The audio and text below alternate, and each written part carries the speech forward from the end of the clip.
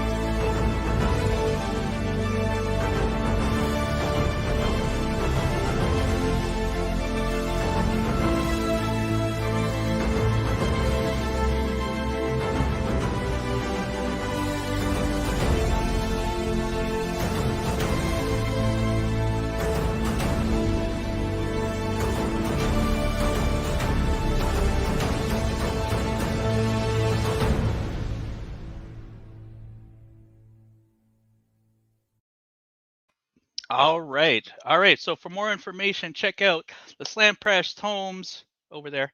SlampressTomes Facebook page. Click the little button at the top. There's a little button to press. Sign up for our newsletter, and we're going to be sending out a regular newsletter with some updates on the project itself, some roughs that some of the artists are going to be doing. And yeah, absolutely worth your while to do that. And the date is coming up. We are targeting October. I am once again joined by Mr. Sam Noir at the last moment. Better late than never. Sorry about that, brother. It's all good. It's all good, man. We'll talk afterwards. It's all good. All right. So today's spotlight is on a painter. Oh, let's bring him up here first. It's on a painter, a cover artist, a comic illustrator, and can recently be seen as the poster boy in the latest Pantene campaign, The Glorious Power of Hair. The one and only Mr. Daniel Govar. And did I pronounce that properly? Is it Govar? Govar. Govar. Okay, Govar. See, if I was a professional, I probably would have asked before we went on the air. My bad, Daniel. So the regular way we do this is I'll show some of the art pieces that you're doing. It's a great way for folks that maybe already know about your art to get to know you a little better. Also, some folks that maybe aren't aware of some of the work that you've done, and maybe they'll get to know you. And of course, you are part of the Dracula Visions project, so we're extremely happy to have you on. Mr. Sam Noir will, as usual, ask the important questions, we'll call them. The pertinent questions, the questions that everybody wants to know, and then I'll jump in later with the nonsense. So I'm just going to put up some of your art here. This is actually. Oh, hey! I just. All right, Sam. I'm going to let you kick it off. This is actually kind of exciting to me. I always like to ask. Especially with an artist I'm not as familiar with, and actually this is our probably our first time chatting in this fashion. You might have, I believe, we had a brief interaction behind the scenes on some of the group chats. Right. Tell us a bit about your training in art.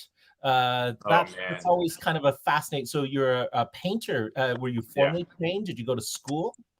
I have a degree in imaging and digital art. So it was everything from 3D modeling to interactive media. And it's from University of Maryland. I went there a long time ago. We'll just put it that way. And I, out of school, went into, funny enough, I had nothing to do with illustration or animation. I went into programming CD-ROMs for children, educational software development, things like that.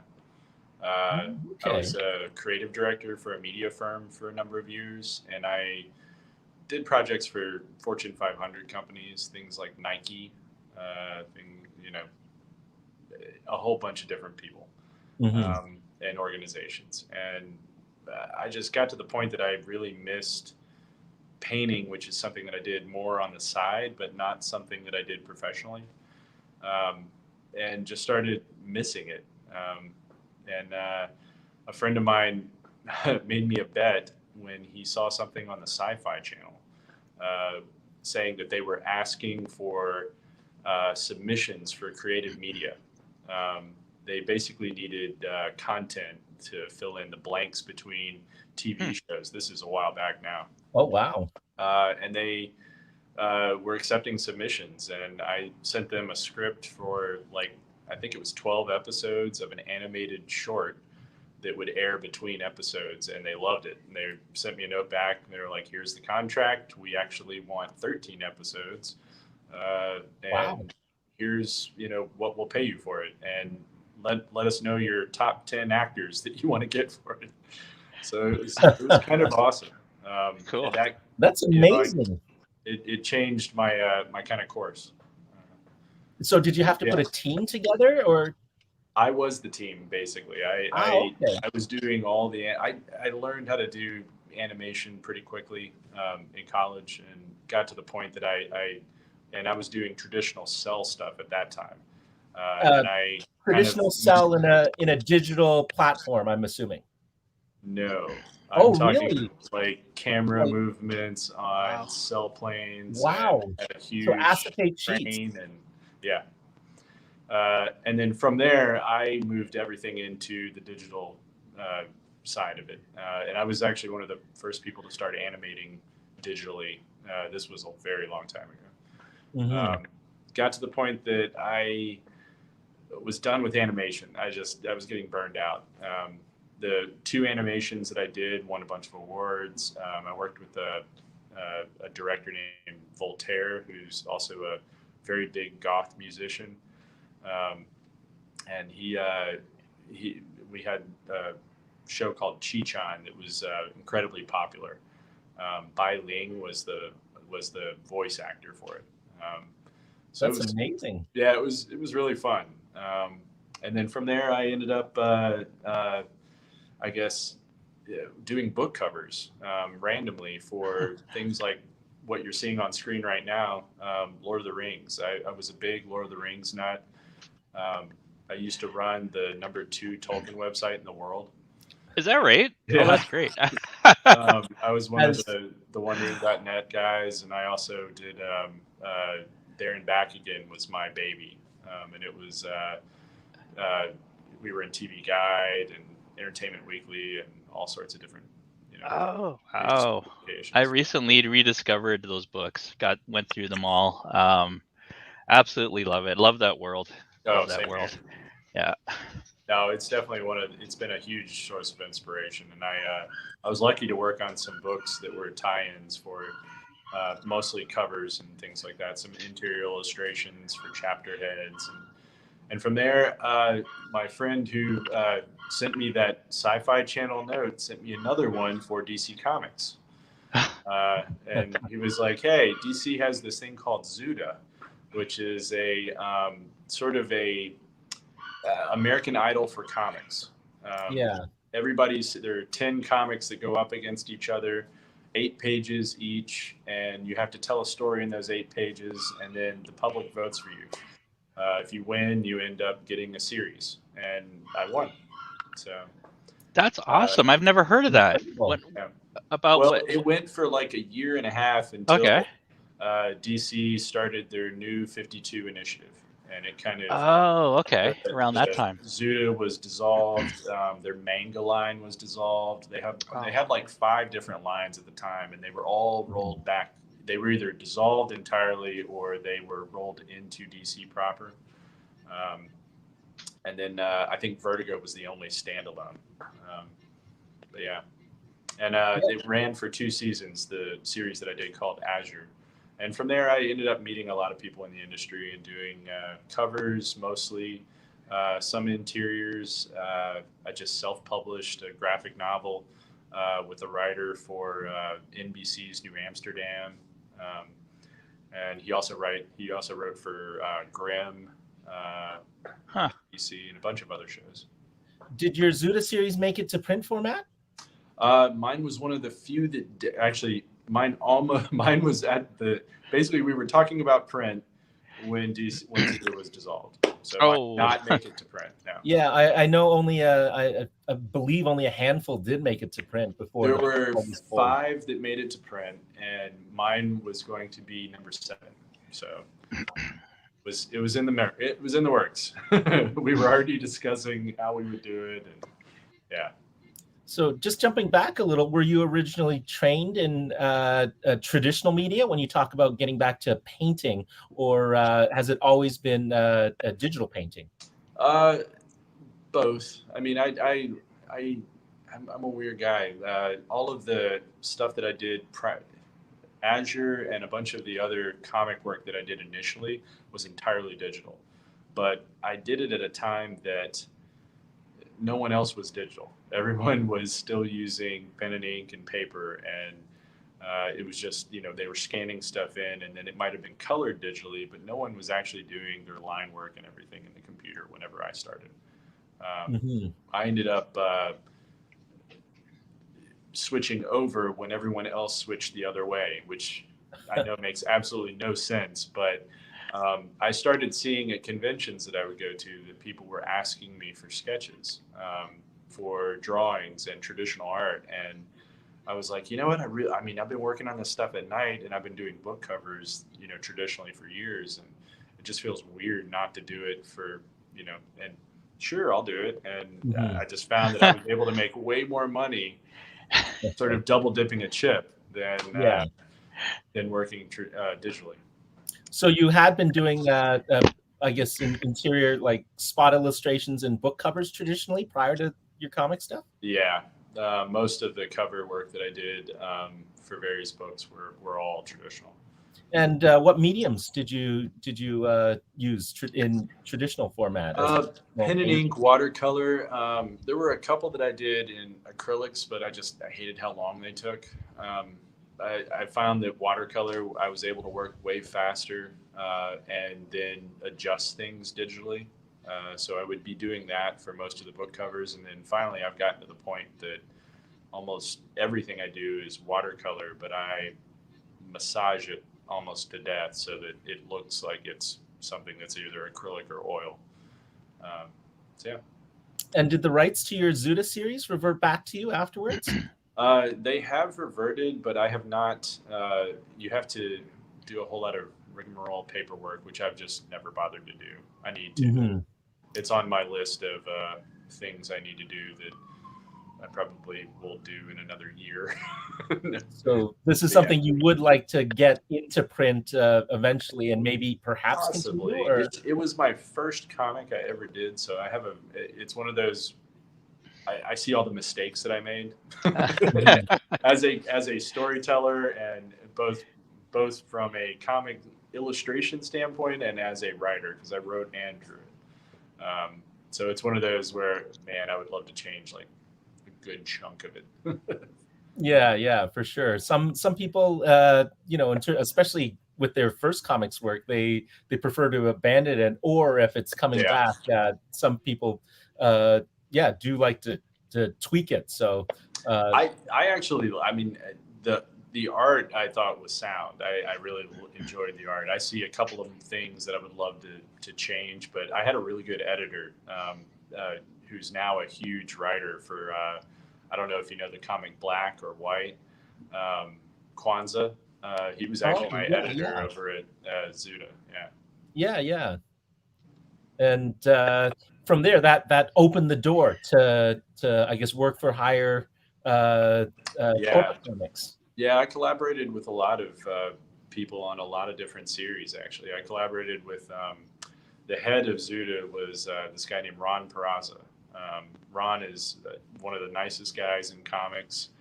He's worked for Marvel, DC, pretty much everybody, even Comixology for a short while, and he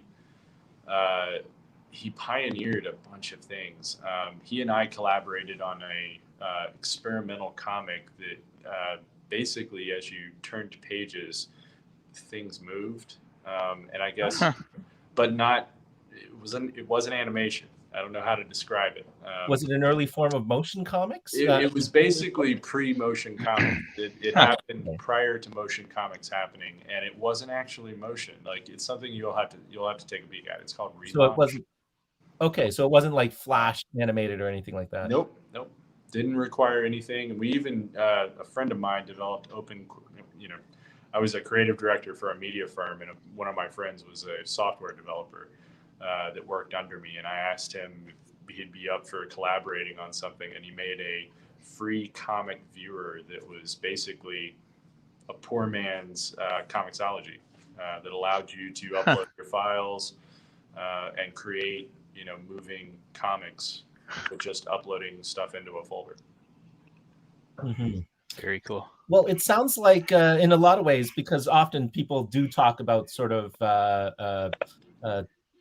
formats or platforms that didn't sort of launch, but on the flip side, if it sort of gives you your break into the industry or teaches you something you didn't know, it's never a waste of time or energy if you're just building your skill sets and making connections from the sounds of it.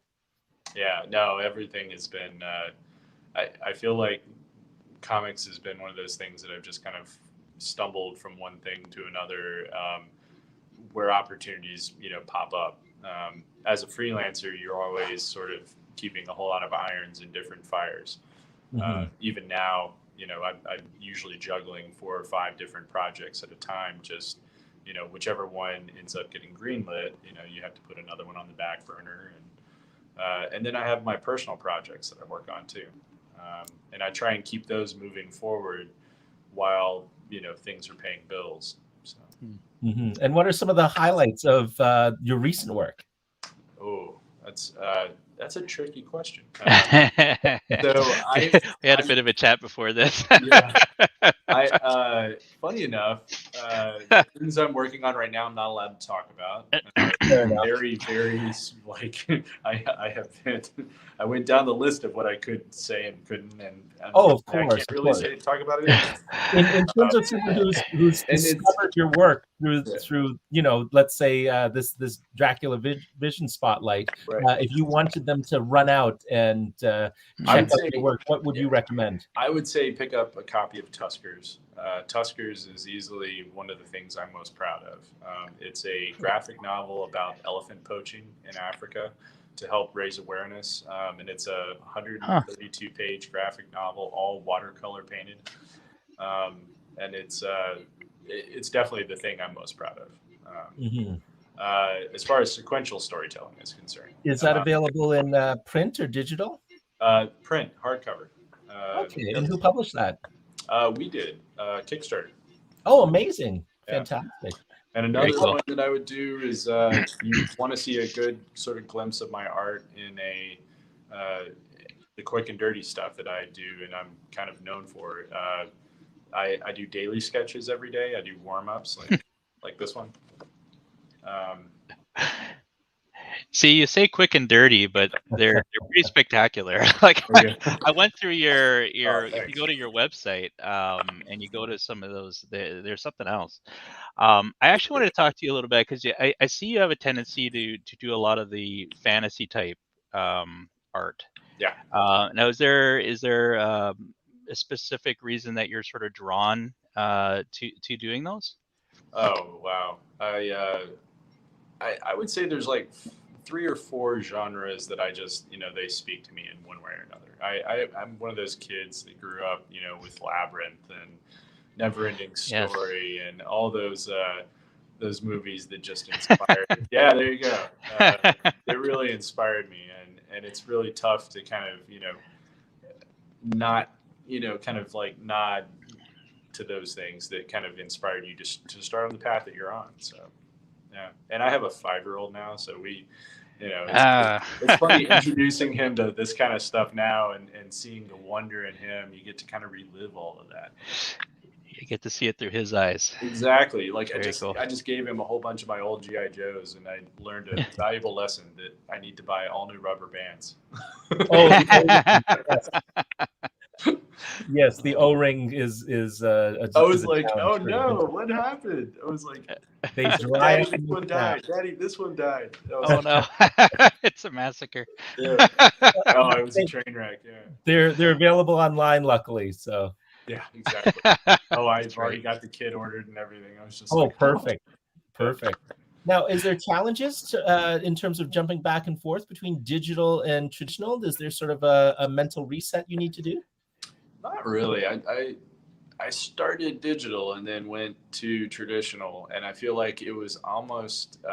But I've always drawn traditionally. I've just never really kind of thrown myself into watercolor until the last, I would say, 7 or 8 years. That's when I've really kind of thrown myself into watercolor. I would say before that, it was something where I would do washes. I would do real basic stuff, but not really watercolor. I would always, ink would be something that I would use as a crutch. And it's only in the last, I would say, 6 or 7 years that I've just like abandoned. I don't even need the ink anymore. Black is my nemesis, so I pretty much stay away from that color altogether. And in terms of teaching yourself watercolor, was it a self-taught kind of process, trial and error, or did you have resources? Or 50-50. I took one class when I was in high school. That was watercolor under a professional watercolor artist in Annapolis, Maryland, which is where I went to school. And it was a guy who really was famous for painting boats on the water. And, he had these epic pieces that really expanded what my thought of watercolor could be and the richness that the color could have. He was also somebody that mixed his own paint. He was a real savant. His name was Lee Boynton. He actually is still painting, I think, today, but he's got to be ancient. But his stuff is unbelievable. And I took one of his classes, and it really kind of, just blew my mind. So that was where the bug was. Well, there's also the in terms of, properties unique to watercolor. Often people say it's very unforgiving, or that you need to be able to sort of go with the chaos of randomness that watercolor can present compared to digital, let's say. What's your thoughts on? I would agree, but I would also say that once you learn enough and you play around enough with watercolor, you can start to see things like there are certain colors that are known as lifting colors. You have stainers.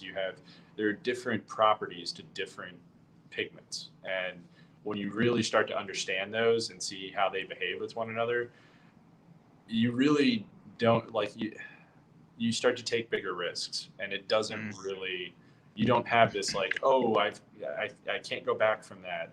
That goes right out the window. You know exactly where you can go back from and where you can't. You know when to be more careful and when not to. It's not one of those things where you have to, kind of tiptoe around what you're doing.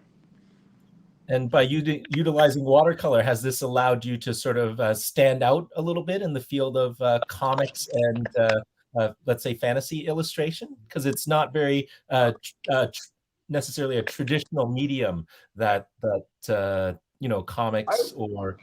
I would say with comics, it's a little tougher, but you have people like Charles Vess who really they became known for their watercolor work. Or John Day Muth or Kent Williams. Exactly. Sienkiewicz is he uses watercolor too, but everything. He's like a kitchen sink. Who's that guy? Yeah, exactly. But then you've got like I would say for fantasy art, it's a little bit different because you've got Alan Lee, you've got Iris Compier, you have so many talented painters in the fantasy genre that are watercolor artists primarily, and they're kind of all over the place. Yeah. Would you say that's unique to the past decade or so versus Yes, I would say previous? it's more in the past decade. Yeah. Whereas Except covers traditionally. but Alan Lee's been doing this since forever. I mean, he's been around for. I mean, and that's his weapon of choice. So is who else do we have? We've got Brian Froud. There you go. I mean, there are tons of them out there. You just have to kind of you have to be on the lookout for them. Yeah. Well, it's always fascinating to. I think there's like 2 decades now of Spectrum, the yearly compilation, and just sort of flipping through each volume over the years. It's kind of fascinating to see how the industry has sort of shifted and sort of the wider array of materials that are accepted. Yeah, I feel like digital is starting to truly dominate, which is interesting, but also kind of heartbreaking. But then you have like, I mean, if you follow the art market at all, the aftermarket, which is something that I'm very cognizant of because it's kind of my livelihood. And look at like Magic the Gathering and the aftermarket for that. You now have all these digital painters who were doing all of their cards digitally. Now they are switching over to traditional media because they want that $75,000 a piece payday. Exactly. I would love to buy a new home. While we're on this subject, should I bring up NFTs as sort of? Oh, you can. What are your thoughts? I'm very anti-NFT. Well, this is fascinating to me because you are someone who's sort of gone the other way for the from digital to traditional as opposed to the other way around. So my current feeling on NFTs is the environmental impacts are things that I'm not into. I recycle. I'm very my watercolors that I use are honey based. I'm kind of a beatnik when it comes to that stuff. My paper is 100% cotton. I try and do things that are sustainable as opposed to what an NFT is, which is something that I'm just it's just wasteful to me. And on top of that, I'm not a fan of. It just feels like a money grab, and that's not what I see art as. Are there situations where you will choose digital over traditional, say in terms of deadlines or speed? Oh, 100%. Yeah, I do that. A lot of the Marvel work that I've done is almost entirely digital. I have almost no originals for the Marvel work I've done. Almost, I would say the DC stuff I've done is probably 90% digital. I might have pencil sketches, and that's it for panels and things like that. But yeah. All right, I think it's time. Let's do it. I have carefully selected 10 questions to rapid fire. Determine your psychological profile. I call it the process. Are you ready? Psychological profile. This is going to be bad. All right, here we go. Number 1. These are all would you rathers. So pretty straightforward. You're free to elaborate if you want, or just simply pick a rather. So number 1, would you rather fight 100 duck-sized horses or 1 horse-sized duck? Oh, definitely the duck-sized horses. Yeah. Okay. Like all right. 100% could. Yeah. Have you ever looked in a duck's mouth? Yes. I was actually gonna make it a goose. Weirdest thing you've ever seen. Seriously. It's like 1,000 teeth. That's just their tongue. Like that would be pretty scary. Yeah, I can't. Would you rather begin every sentence with "Hey idiot," or end every sentence with "haha, I was just kidding." Probably the haha. I'm just. My son Right. does that all the time. I'm like, we're not kidding. All right. Would you rather be without elbows or without knees? Oh, dude, I asked the tough questions. I know. that's a really hard one. Elbows or knees? I think, I think knees. It would be really awkward, but I think knees. All right. Elbows, I feel like are man. Yeah, I feel like That's my range fair. of motion would be all off and it would be messed up. Your livelihood. Yeah. That's true. There's that. Yeah. Yo, this is really bad because I'm like 6'2", so this is like, yeah, like it's not gonna look good. It's like, wow, the guy's on stilts. So many. um, would you rather have a dragon or be a dragon? Both. This is telling. I don't think. I think I would let fate decide. I would flip a coin, honestly, on that one. I don't know if I could go totally both ways. Yeah. All right. All right. Yeah. It's a bit of a cop out, but all right. I All would right. say I would literally flip a coin. Yeah. Okay. Fair enough. Fair enough. You could be I the would father let of dragons. fate decide. Yeah. All right. Would you rather only be able to whisper or only be able to shout? Only be able to whisper. Whisper. Okay. Yeah. Okay. Would you rather live without music or live without television?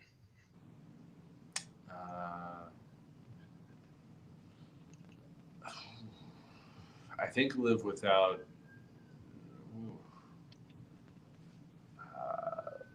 What is it? Music or TV? I think I would live without music. I know that sounds like weird, but yeah, I think I would live without music. I enjoy That's fair. it. That's fair. I think I'm more That's of a fair. Very interesting. I But I think I know the answer of this one, but I could be daily. wrong. Yeah. Would you rather have bananas for fingers or bananas for toes? Toes. I had a feeling. My toes. I had a feeling after the elbow knee question. Yeah. You need your arms to paint. Yeah, that just creeps me out just thinking about it. Yeah. This one's actually very interesting. Would you rather be a ding sound every time you wink, or a cartoonish gun sound go off every time you make finger guns? Oh, definitely the finger sound. Yeah. Yes. I mean, how could you not? The ding sounds pretty cool too, though. You get both. All right. Two left. Would you rather wear a cape for a month everywhere with no explanation, or wear an eye patch every day for a month? Oh, I could explain the way the eye patch. Just had surgery. So I don't think I could explain away the cape. The cape? No, you don't get to explain it. Yeah, clearly. It just becomes it becomes your thing. You're the cape guy. Part of your persona. Your thing. Yeah. Yeah. I would be a cape guy. I can pull it off. Okay. Very good. Would you add a top hat, or would you just let it be? I already have a top hat. Oh, there you go. All right. Absolutely then. Done. All right. Last one.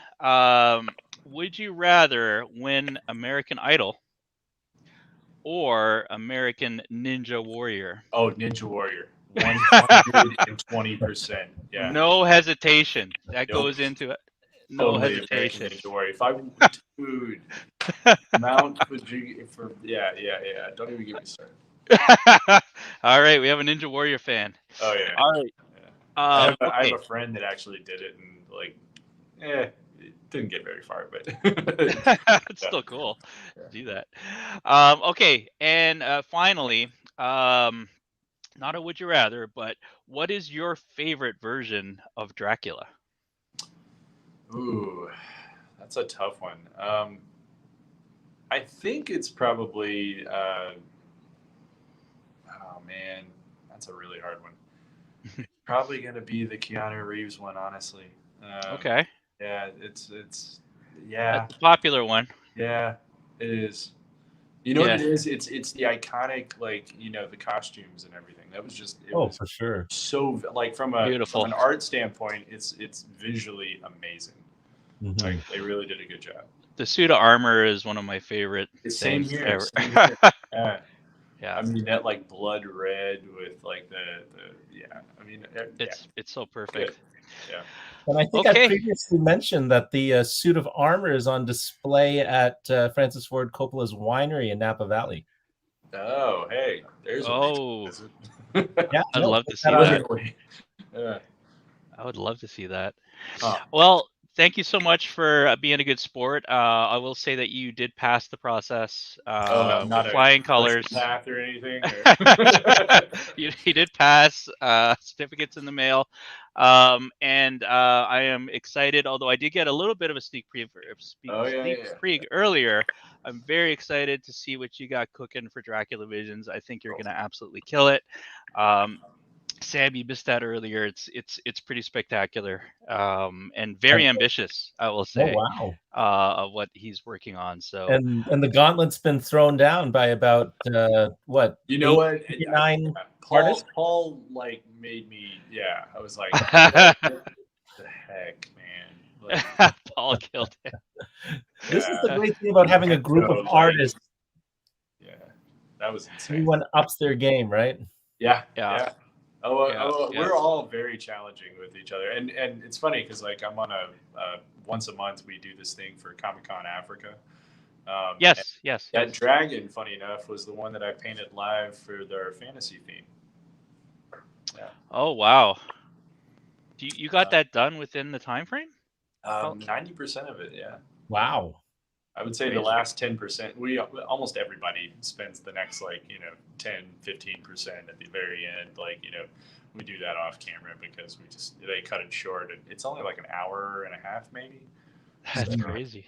it's tough to finish something that big in that time.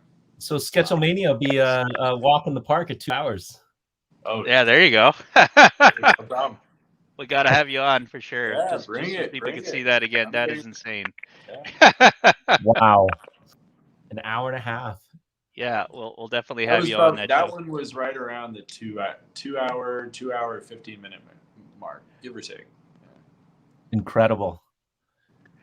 And Wow. traditional? You painted that traditionally? Yeah, watercolor. Wow, very It's actually impressive. live. You can actually still catch it here on YouTube. Funny enough. Oh, okay. Yeah. Oh, very cool. Just Well, scrub again, these in and you can see how far I got. So. very cool. Well, again, thank you so much. Thank you. you again, Daniel. Thank you, Sam, for co-hosting. And there'll be another show next week with another artist from Dracula Visions.